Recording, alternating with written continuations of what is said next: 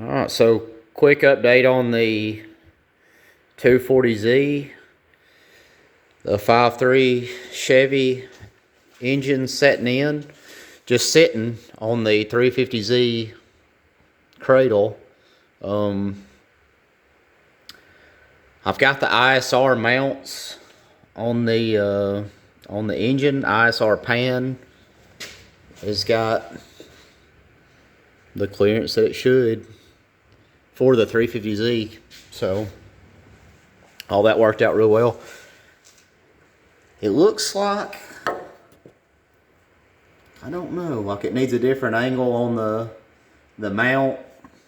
It's all the way kind of sucked over to the right, so I'm thinking to maybe put a spacer plate between the block and that mount to kick it over to the right to kind of line up where it should a little bit better. And that'll also raise that driver's side up, you know, put like a 1/4 inch or 3/8 plate in there, and it'll raise that side of the engine up perfectly level. So that's just an idea if I can't get it adjusted out. I think these are another reason working these cheap parts, because you never know how everything's gonna fit. These are like cheap eBay or Amazon, right? They're like LS swap headers, not designed for any particular chassis. A lot of people were having success with them fitting different engine swap setups, so I went ahead and give them a shot. They were like $100,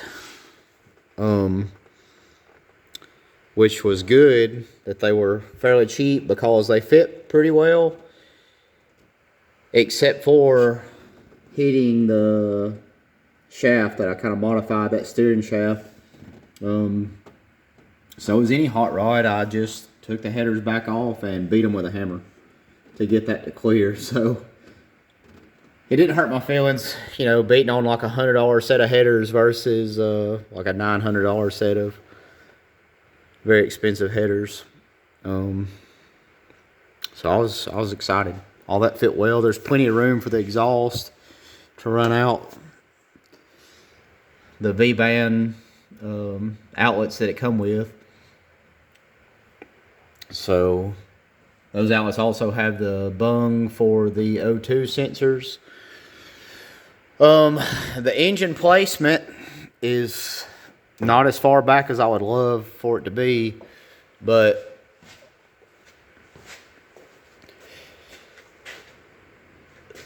that's just where the 350Z cradle pretty much had to sit for the wheels to be in the, you know, fender where they should be in the fenders of the 240Z. So I would prefer it be back further, obviously, but you know, still most of the engine is directly behind the strut towers.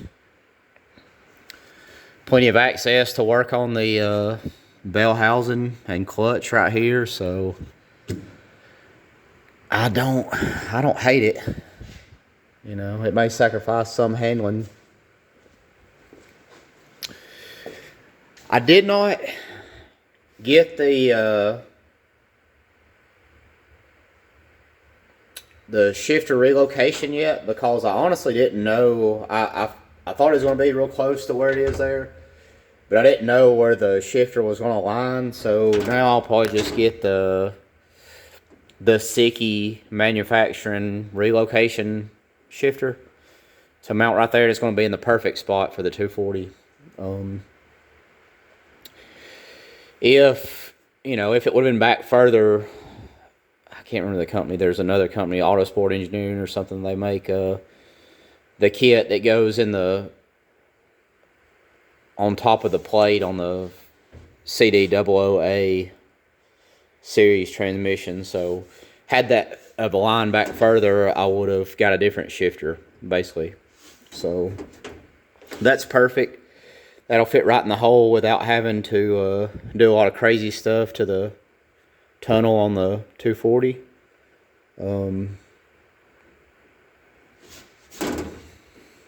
perfect. Pans turned out pretty good. I'm gonna get some. I still got a seam seal around the edges of the top side and dynamite all this. But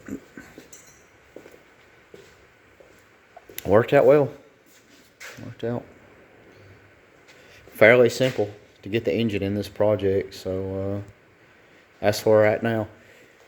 Just to give my opinion, there's other install videos, so I didn't spend a lot of time showing the install. You know, you can find that in other sources on like YouTube, but just my opinion of the Siki manufacturing kit, it was perfect. Everything went together smooth between the 5.3 and the CD000A. It came with everything, the pilot bushing adapter, all the hardware. I actually had leftover hardware. Went with a clutch masters to get rid of that plastic crap slave cylinder that's in these transmissions. We went with the clutch masters aluminum, billet aluminum slave cylinder. So maybe I won't have any issues with that in the future. It came with stainless braided lines. I don't know if you can see, hanging out the side somewhere. So that got rid of the connection on the inside of the bell housing in case that quick connect that gives problems on the 350Z.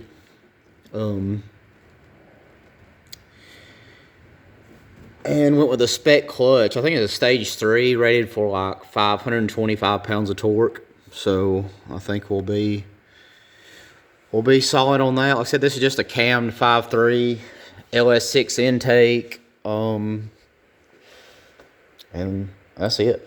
You know, heads has been cleaned up and a valve job done, but nothing, no porting, nothing. Just stock power should be plenty for this thing. But that's where it sits, and I'll update you guys as we go.